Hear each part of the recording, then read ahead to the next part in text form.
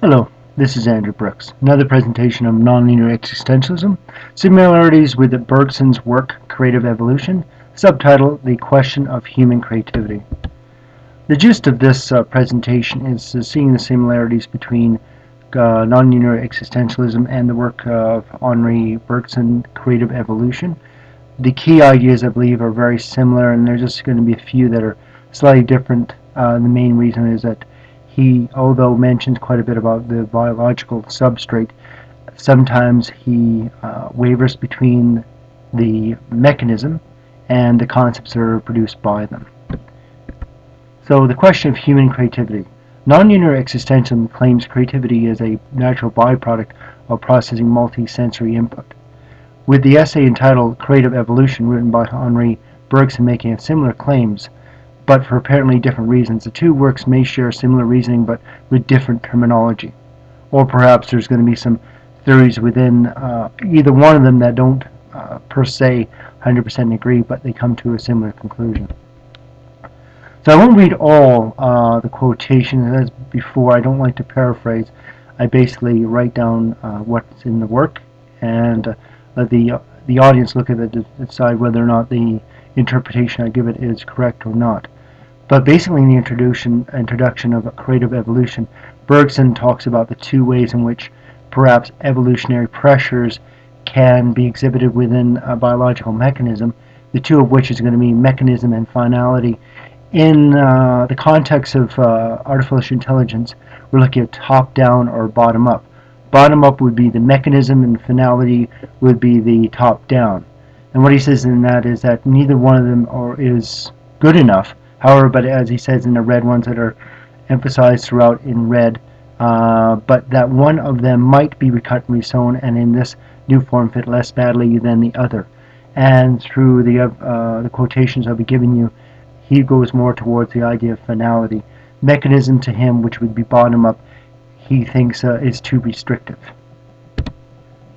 So radical mechanism and radical finalism, basically the two is the idea of all is given. Both of them have the idea of radical mechanism is that the beginning processes push the outcome forward, and so it's restrictive. And for radical finalism is basically the end goal is going to be, again, restricting it. And in red here is, but duration, the truth is that we change without ceasing, and that the state itself is nothing but change. This is number 2 under section duration, something from this for our consciousness, that is to say, for that which is most indisputable. So for him, duration, which is change, cannot be determined, cannot be defined, cannot be properly described if you go into the idea of radical finalism. So he said that mechanism and finalism aren't sufficient, aren't good enough, especially with the idea of his duration being that of change. So please read the quotation in full, but this is the gist of his argument. So again, with radical finalism, the doctrine of teleologically, in its extreme form, as we find Leibniz, for example, implies that things and beings merely realize a program previously arranged. And then further down, as in the mechanism theory, here again, it is supposed that all is given. Again, you think if there's the idea of creativity, if you're restrictive either at the beginning mechanism or at the end finalism, you cannot have creativity. So further, another quotation at the bottom, but there is, we are told, an internal finality. Each being is made for itself all of its parts, conspire for the greatest good of the whole, and are intelligibly organized in view of that end. He does not like the idea of internal finality, as we'll see in the next quotation. You'll see at the bottom here, the idea of a finality that is always internal is therefore a self-destructive notion. It doesn't mean per se that he doesn't believe internal finalism is possible, but again he says always internal is therefore a self-destructive notion. His view when he was looking at biological mechanisms, the cell and such, you got to realize this was written in 1911, that they came up with the idea of cell theory and took it further, that was saying that because the body is composed of many cells, that he was looking at a very constrictive idea that each cell, if it goes to its own end, that's an internal. But as mentioned in Non-Linear Existentialism, we go to the idea of a more expressive internal finalism, if you want to use that term, but again, it's very non-specific. What appears in his ideas is that he believes in the idea of internal, but he can't understand it well enough that he goes to more towards the idea of an external finalism. But I believe, as you will see throughout this presentation, that internal finalism is possible, but again expressing the external finality, which is going to be towards the idea of energy. So here again, but the position of vitalism is rendered very difficult by the fact that in nature there is neither purely internal finality or absolutely distinct individuality. This is kind of his driving idea, is that he does believe in finalism, but he can't go with the idea of a restrictive idea. That's where he goes to a vital principle or vital inductive principle that pushes things forwards. But again, it's more of a, and I will try to make this argument later on, that the vital principle is more of an expression of external energy being internalized in the primary needs baseline activity level that's been mentioned many other times in these presentations. And he has its vital principle, but it's kind of like non-specific idea. And so it's very much like a finalism, but the thing is that it's going to be a non-specific finalism, and he expresses the idea of more of it being external, internalized, but still external being more important. So further quotations from his work. Development of animal life. The role of life is to insert some interdetermination in the matter, and that's near to dear to the work of non-linear existentialism, of course, because it is expressing the idea of being non-determinate. Intelligence and instinct, another important idea with his, is that he talks about intelligence and instinct, and they quote at the very bottom, it's very important: instinct perfected is faculty of using or of constructing organized instruments. Intelligence is perfected is the faculty of making and using unorganized instruments. So for him, instinct is what the individual is born into the earth with. He has an instinct, automated ability to do certain things. So the thing is that it's an organized, that he is able to use organized instrument. It's automated. Where intelligence is the ability to make instruments. So intelligent instinct, for every need that's satisfied, intelligent creates a new need, and so instead of closing like instinct the round of action within which the animal tends to move automatically, it lays open, that is intelligence, to activity, an unlimited field into which it is driven further and further and made more and more free. This is very much like non-linear existentialism, but for him there's a big gap between instinct, which is automated and defined and restricted, and intelligence, which is open to the idea of making new ideas. And later on we'll see he has that term that he's trying to bridge between instinct and intelligence. And I think it's very much like non-linear existentialism. And what's really important is this idea of disorder. We had in a previous presentation the idea of entropy, but again it was expressed the idea of order, internal order and external order. Both are ordered, but when one is viewed against another one, it can seem to be disorder, and I use the idea of entropy. So this is a very important quote, a very important idea. Now suppose that there are two species of order, and that these two orders are two contraries within one and the same genus. And when one is in comparison to the other, it appears to be disorder, but each is actually order, which is a very important idea, and the thing that shows how similar the two different theories are. So further with this one, he talks about trying to figure out how to express the idea of disorder, and for him he goes to the idea of geometrical mechanism, going towards the idea of one order, and a second type of order is going to be more of the idea of finality. It's more expressive, more open. But again, he doesn't go into the idea of why they might seem like that to each other, but I think these are very, very much similar to non-linear existentialism idea of restrictive and non-so-restrictive.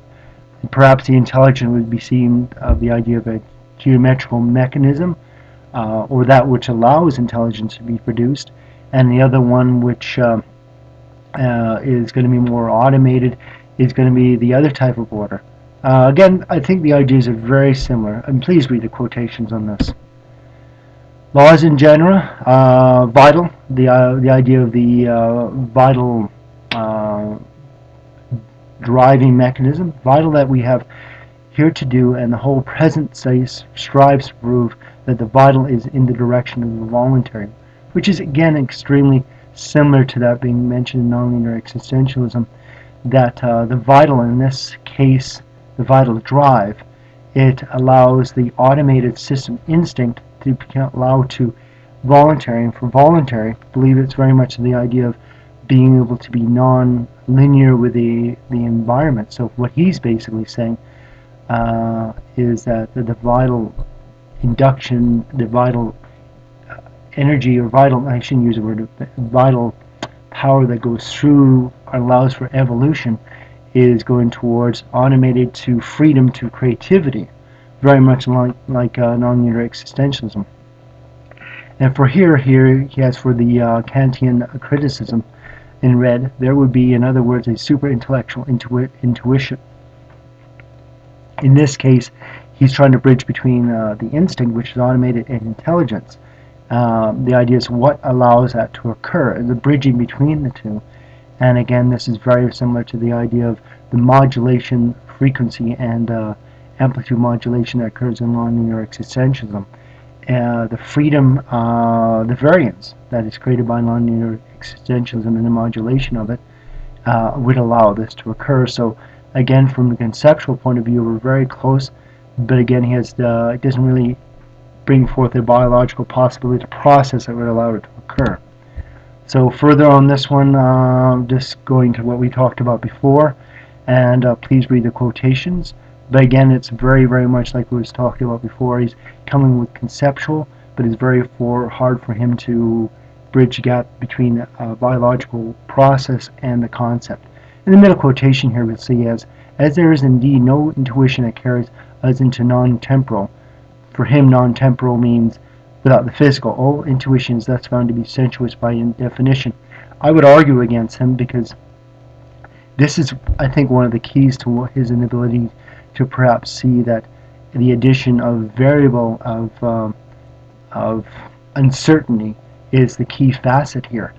Whenever he gets into that idea, the ability to have creation, he goes believing that is metaphysical, and him metaphysical means non-biological, and he won't allow himself to do this one. So he almost makes the idea of being metaphysical is beyond the scope of his arguments. So again, he's saying all intuition is thus found to be sensuous by definition. So if you go with the idea of a super intellectual intuition, it therefore would have to be by extension also sensuous. But I've argued many times that it can be from the physical, but because of the idea of the inclusion of variance, that it can be sensual. It can be bound. It can be originally from the intuition, because the intuition is going to be, in this case, the biological, and through adding variance movement in neuronal tissue, it allows for the variance to be in there, but it's still from the body. But the thing is that it is not sensual per se because it's non-linear to it. So the overview of creative evolution, the vital impulsion, that's key to him toward the voluntary, toward creation, and it is non-specific finalism. But again, he doesn't go into the idea of further what does that mean. And it's not due to relations between sensory inputs, concepts. So again, he is saying that it isn't concept driven, it is more of a force and more of a drive that allows for evolution to go forward, but he doesn't know how to express it in biological terms. Duration, continual change is very important to his work. Mechanism and finalism, we've talked about this, and the idea of the difference between instinct and intellect. Instinct is organized instruments that are already there, and they're sensuous. They're from the body as they were born into its life. And intellect is unorganized instruments. It is vast. It is the ability to recreate based on the instinct carried forward. The idea of order and disorder, very, very important. And then the super intellectual intuition, which I believe is a gap between the instinct and the intellect. Before going further, we're going to go with the idea of that's mentioned in the Charities of Life website, transfer of energy within the environment and effects of such interactions on the development of humanity, and that's in Charities of Life website. The idea of energy, which is what allows all this to occur. This is a non-specific way to develop. It's there.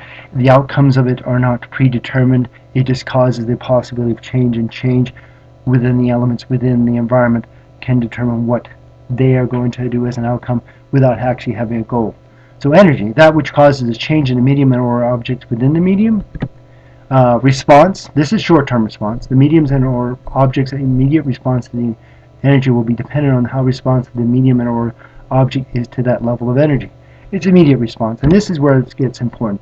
Change, the length of time an object is changed by an energy source is dependent on the object's ability to absorb the energy without disrupting the object's ability to function. So you can say that you've got an object that has originally been in contact with an energy source, and its immediate response is going to be different from its long term. You can make the argument between organic and inorganic here. Inorganic would be the rock. It has an energy source that impacts against it. It responds not in the same way that maybe an organic material would, and because the organic material is going to be more sensitive to being more able to be changed than over in long term, that the energy source can cause it to alter, and through the alteration, as opposed to a rock, it can perhaps go from order, which is order as it is associated with the environment. If it's in agreement with the environment, it would be order, and after a period of time the organic material can go towards disorder, where it would actually not be flowing in the manner that the energy source would cause it to do without it being coalesced together, and possibly leading to it being removed from the environment, as in being able to carry out operations that might be against the order that's expressed in the environment. So outcome in teleology, energy, physical force, electromagnetic radiation, gravity, etc. may interact with an environment and those objects within it, leading to a specific outcome, but this does not mean that the specific outcome was the intent of the energy. Intent, as you will see on here, is a requirement for a specific goal. For there to be a purpose and or goal in an action, there has to be intent in that which is creating the action, energy. I have capital E here as going to be the energy that's created by the environment, by non-anthropomorphic energy. The sun, gravity, elements like that. They just express themselves given physiochemical properties of the element. It just does what it does because it's naturally made in that way. It does it without a goal. If the object affecting the energy or is affecting others with the energy is producing a result only through passive means, one domino hitting another, then there is no purpose. It is just expressing its own nature. With intent being a byproduct of choice, and since choice can be produced by separation from the object from the environment, remove the environment as a controlling agent, this causes object to become non-linear with the environment, possibly leading to disorder.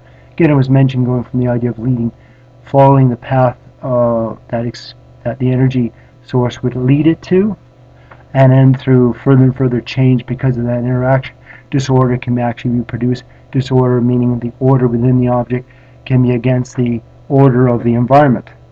And through this, there's no intent in the entire process. It expresses that way because through coalescing of the materials together, organic materials together, as has been shown in non-linear existentialism, it can create emergence of disorder can occur, and that disorder is actually the interference that has been argued, interference of the internal modulating agents within the human telencephalon to the input that goes towards it, and that would express the personality and the ability to rally against the environment in some manner. So initially non-complex objects interacted with energy and were passively altered by the interaction. With time, more complex objects have been produced composed of changeable elements, organic, which allowed them to be less passive in their reaction to energy. So planets would be considered less passive. They've got some reaction against the environment. They're not completely in disorder, but they're not as ordered towards the environment because they express themselves against the environment in some way. With more development, some objects have become composed of readily changeable materials, organic, able to free themselves of their direct neuronal binding through frequency modulation, the idea of time, connection with the environment, plants to animals. Such creatures were able to formulate simple goals. Further, and this is probably one of the more important slides, with more development, the sensory processing areas, telencephalon of some advanced animals, man, have become even more non-linear with the sensory input. So frequency modulation, and amplitude. These are going to be the two modulations. So you got frequency, which is time, amplitude, which is the interference, allowing the individual, which is a byproduct of this process, to formulate, create, and produce complex goals. And these complex goals would be or could be against the environment. So this is going to be the idea of disorder expressed. Outcome in teleologically one more. Therefore, although energy from nature is the driving or primary reason, vital impulsion for development, without energy being emitted in a pattern by an object with a specific goal, teleology or the purpose ends is not present. Internal teleology is possible. It would be to a level of energy and not to a concept. So energy, external energy, once brought inside and to a specific level, the idea of the primary needs baseline activity level, that's the internalized energy from the outside, and the entire system is going towards reaching that energy level. But it doesn't mean that the thing is that there's a conceptual impulsion. It's going to be more of a biological process driven. The concepts come afterwards. The outcomes of naturally emitted energy without intelligent intercession is driven by chance. The emergence of non-linear entities within an environment has and can continue to occur without calling upon external finality and anthropometric higher power. So just the attributes of non-linear existentialism. These have been mentioned throughout. So the process, non-linear existentialism, first and foremost, is an energy-driven process, biological process, that is occurring because of the shift between order and order to order to disorder. So the process, physical mechanism, energetics, not concept, abstract driven. Concepts are used to reduce uncertainty, not to create certainty. So the thing is that the concepts that are associated with the energy states within the mind are an afterward. They occur by association, and the thing is that they allow the person who forms from it to perhaps understand how the energy states are associated, but they themselves are a secondary aspect. So pattern recognition, we got the frequency modulation and amplitude modulation. Positive feedback regulation of energetics. This is very important. And this goes to the idea of having displacement away from the primary needs baseline activity level and bring it towards itself again. And this has been expressed many times. And at the bottom here is residual inconsistency going to zero. This is the non-specific internal teleologically. Basically, the idea is that non-specific is not meaning patterns, is that going towards the original internal energy state. Again, the internal is the expression of the external energy state. So the bottom here is kind of the gist of the entire presentation. The vital impetus as a process, internal non-specific mechanism is created by energy, internal non-specific finality. Vital impetus as a concept as opposed to the process, internal specific patterns associated with internal non-specific mechanism is created by experience, external specific energy patterns which become internal specific patterns. So whenever we have anything that's specific, that's the idea of a pattern. So you first have the process occurring before the concept, and a lot of times philosophers they do mention that we are biological beings, but most of the time they seem to argue towards the concept, not realizing the process, that which allows for the concept to be produced is primary, and they seem to kind of mix and match the two, and it kind of leads to some frustration. So going back to Bergson's instinct and intelligence, I believe that within the context of this presentation, instinct is automated, and then you have time amplitude modulation, then you have intellectual animal, and then you go to the super intellectual instinct, and then, which is going to be the frequency modulation, and then you lead to the intellectual. So you can see how go from instinct to the intellectual with the bridging agent of the super intelligible instinct. And all the red ones are going to be what Bergson was expressing in his work. And I've just filled it in with the non-linear existentialisms to see how, if you take the two together, how the two can be understood in this larger context. So you go from something that's automatic, that which is given, which is kind of more of a mechanism, towards the intellectual, the human intellectual ability to make instruments throughout their lifetime. And then we also have the idea of amplitude modulation and frequency modulation, and these seem to be very close to his ideas. But again, we're going the idea of how we have the vital impulse, and the vital impulse throughout this entire is energy of that, the driving energy through development of the biological mechanism, which is us, and how it allows through the order to disorder being expressed throughout.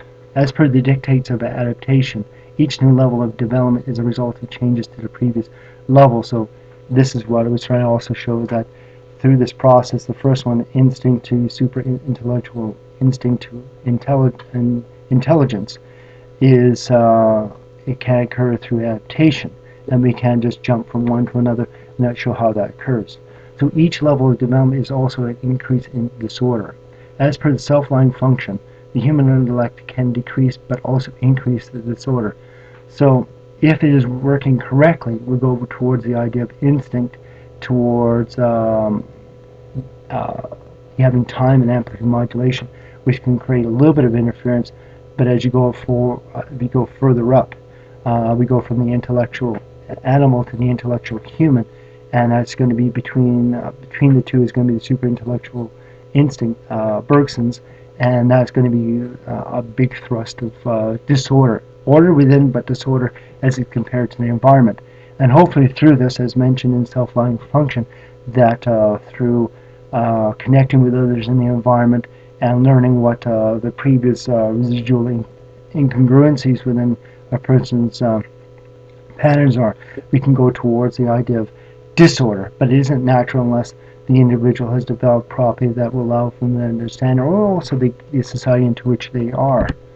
So the conclusion, the theories postulated by Henri Bergson in the creative evolution are very similar to those offered in the works describing non-linear existentialism. However, due to the former work treating concepts, patterns associated with non-specific mechanism, and quantifying process non-specific mechanism as equivalents, this may not allow Bergson to consider the fully realized super-intellectual intuition as being both non-true intuition and a result of eternal finalism.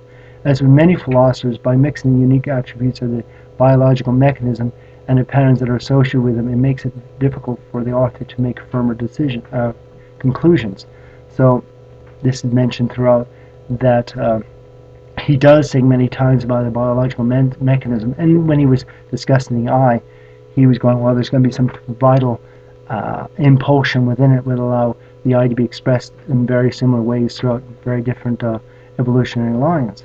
I agree completely with that. But that is a biological mechanism, pure and simple. There's no concepts per se that are associated with that. And if you made that argument and carried it further, perhaps you'd be less confused between the ideas of the mechanism and the concepts.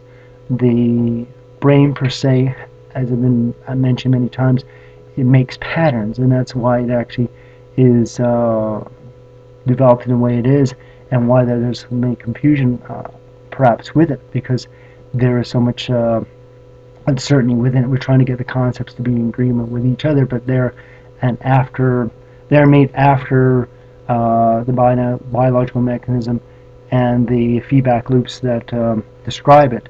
So there is confusion when you discuss the concepts as being the leading idea, whereas the biological mechanism is more important. Thank you very much for your time. I know there's a lot of information here, but I thought it was very important to show this presentation as it is. And please read the many quotations that I've made. There's a lot of information. I thank you very much for your time. Take care.